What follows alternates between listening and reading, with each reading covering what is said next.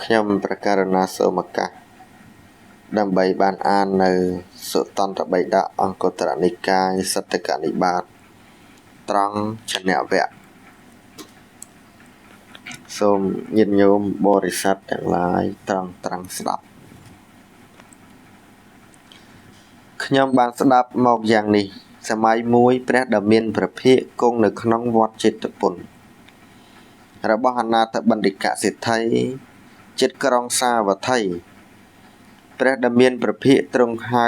ភិក្ខុទាំងឡាយក្នុងទីនោះថាមនាលភិក្ខុទាំងឡាយភិក្ខុទាំងនោះ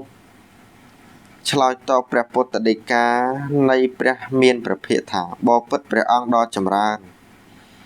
ព្រះមានព្រះភិក្ខទ្រង់ត្រាស់ពាក្យនេះថាមនាលភិក្ខុទាំងឡាយភិក្ខុប្រកបដោយធម៌7យ៉ាងរមែងមិនជាទីស្រឡាញ់ផងមិនជាទីពេញចិត្តផងមិនជាទីគោរពផងមិនជាទីសរសើរផង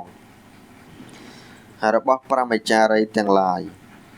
ធម៌7យ៉ាងតើអ្វីខ្លះមនាលភិក្ខុទាំងឡាយក្នុងសាសនានេះជាអ្នកប្រាថ្នាលៀបមួយ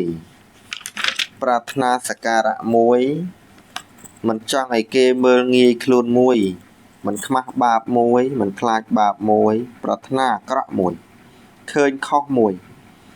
មនាលភិក្ខុទាំងឡាយភិក្ខុប្រកបដោយធម៌7យ៉ាងនេះរមែងមិនជាទីស្រឡាញ់ផងមិនមែនជាទីពេញចិត្តផងមិនជាទីគោរពផងមិនជាទីសរសើរផងរបស់ប្រមចារីទាំងឡាយមនាលភិក្ខុទាំងឡាយភិក្ខុប្រកបដោយធម៌7យ៉ាងនេះ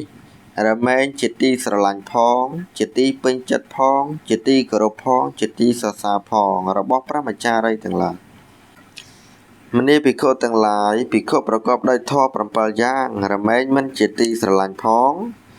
មិនជាទីពេញចិត្តផងមិនជាទីសរសើរផងរបស់ប្រមចារីទាំងឡាយធម៌7យ៉ាងតើអ្វីខ្លះមនាលភិក្ខុទាំងឡាយក្នុងសាសនានេះជាអ្នកប្រាថ្នាលៀប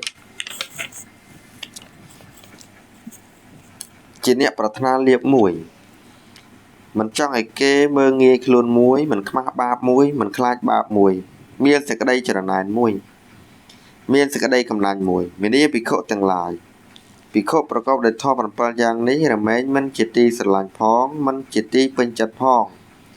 មិនជាទីគោរពផងមិនជាទីសរសើរផងរបស់ប្រមចារីទាំងឡាយ